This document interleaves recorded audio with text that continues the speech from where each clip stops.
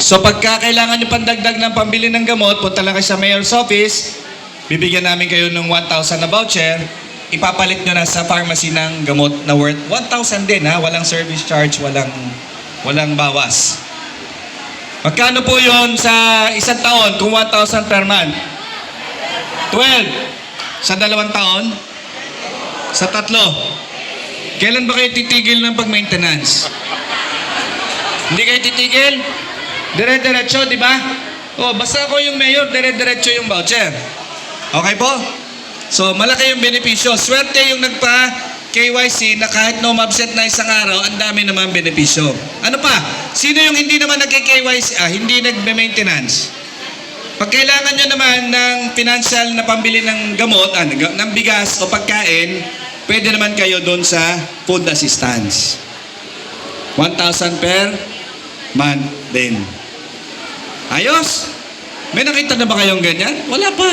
Ako lang ang meron ganyan. Dito lang sa Batangas City meron ganyan. Burial assistance. Okay?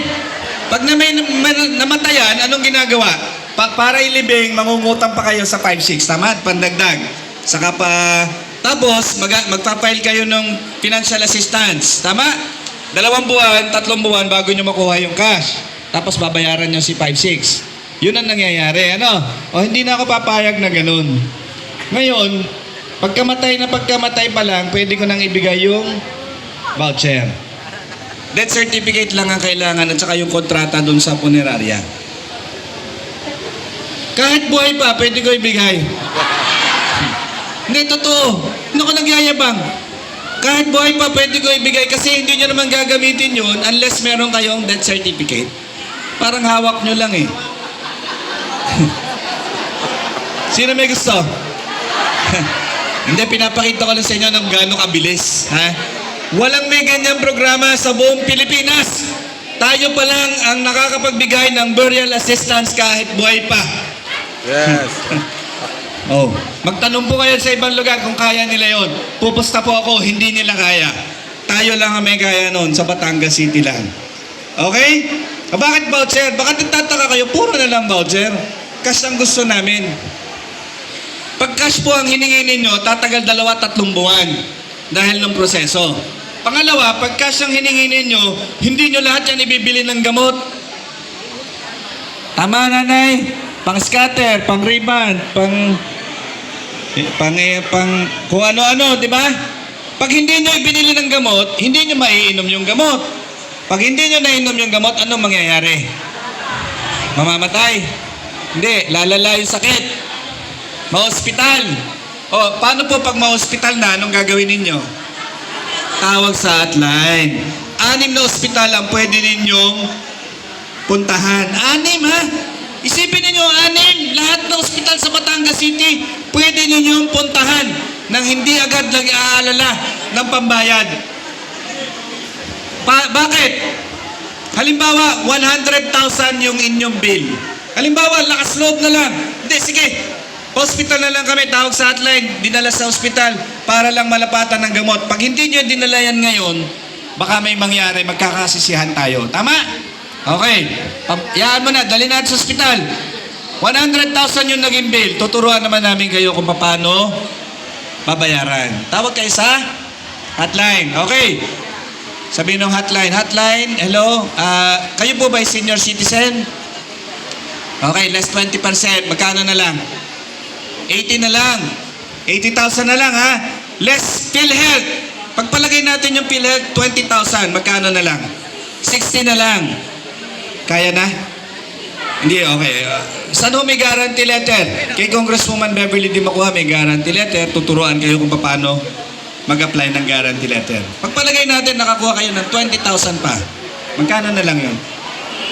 40 na lang. Si Mayor po ba may guarantee letter? Baka meron. Halimbawa, nakakuha kayo ng 20,000 sa Mayor na guarantee letter. Magkano? 20 na lang. Wala pa rin. Mayor, wala pa rin, no. Asya, ganito ang ginawa ko. Alam ko namang magkukulang. Ang ginawa ko, doon sa EBD Health Card program natin, doon ko kukunin yung 20,000. kahit wala kayong hawak ng EBD one-time use, pwede kong bawasin yung 20,000 sa bill. Magkano na lang babayaran nyo? Pwede pala yun? Tatanong ko, mas magaling? Yung isang ospital na libre lahat o yung 6 na ospital na halos walang babayaran? 6, common sense, di ba? Bakit may nagpapabudol kayo doon sa isang ospital na pipilit libre lahat? Wala, hindi naman tayo magkakasya doon sa isang ospital.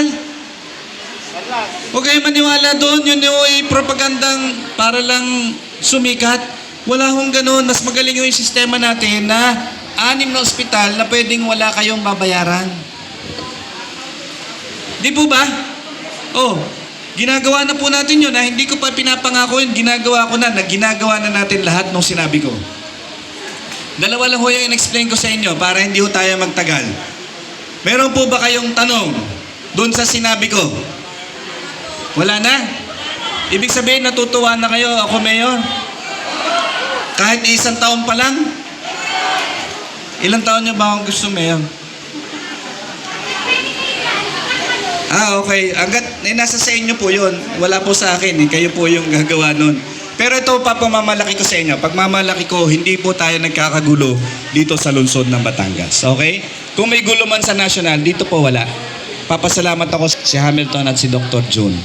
Dito sa Batangas City, wala pong ganun kagulo. Lahat po ng programa, sabihin ko, ayos lahat. Kasi lahat naman po ng programa, maayos. Hindi nyo lang po siguro alam, yung voucher system, ang pinaka-transparent, pinaka-walang korupsyon na programa natin. Kasi kung magkano po nakalagay doon, yun din yung napupunta sa inyo. Wala pong nababawas doon. Wala pong kumikita doon. Walang tax, walang charge. Wala nang tatransparent pa doon. Tapos naka-computer. Kung sino yung kumuha, siya yung nasa computer. Hindi pwedeng kuhanin ng iba. Meron pa bang mas transparent pa doon? Tingin ko wala na. Kaya po ginagalingan ko lang para trabaho ko lang po ay gandahan ang programa na lungsod ng Batangas. Kung wala na po kayong tanong, tago nyo na po yung inyong mga ID, yung mga bitbitin nyo, lagay nyo sa bag, ilabas nyo lang yung voucher. Pagkabigay ng voucher, bibigay na namin sa inyo yung bigas. Pwede na po kayong umuwi. Okay po? Mabilis na? Okay. Magpapapicture lang kami ng isang picture. Tayo lang po kayo mabilis. Tapos upo muna ho ulit kayo mamaya. Pipila lang po tayo ng maayos para dun sa pagbibigay ng bigas. Okay po? Maraming salamat. Mabuhay ang lungsod ng Batangas. Palapakan natin Mayor Marvin Marillo, Bonting EBD. Pwede mo tumayan lang, siglit na po. Okay, picture na po tayo. Okay. Ilabas po natin ang ating pangmais. Hindi, okay lang ako. Okay, naka-face mask. Okay lang ako. Hindi nyo ako. Okay, picture. At mga Pangulo, kagawad, sama po kayo. Pangulo 6. Barangay officials. Dito po tayo. Pangulo. Yan. Dili, sa gitna ka, Pangulo. Pangulo. Yan, mga kagawad, tabi na po kayo sa mga team EBD natin. Yan, yung una lang. Okay lang kuya, kita mataas ang camera. Smile! Yes naman!